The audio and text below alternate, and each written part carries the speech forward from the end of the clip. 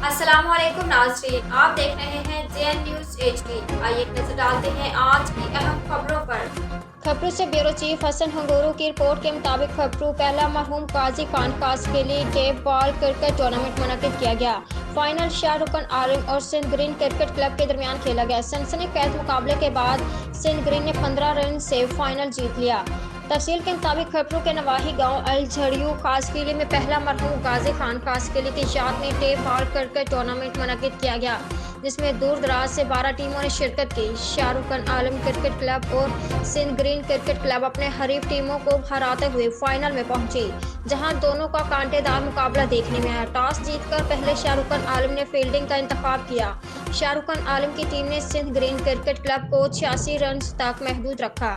Sindh green के बाउलर्स ने बेहतरीन कारकर्दगी का मुजाहरा करते हुए शाहरुख आलम क्रिकेट टीम को 71 रन पर ऑल आउट कर दिया।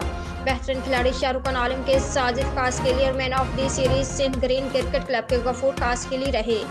Tournament organizer committee Fayyaz Kaskeli, अल झड़ियों कासकेली, नदीम कासकेली मेहमान खसूसी, पाकिस्तान तहरीक इंसाफ जिला सांगड़ के सदर गुलाम कादिर दर्स ने इनामात तकसीम किए। फयाज कासकेली की जानिब से मेहमानों को सिंध की सकाफत उजरत पहनाई गई।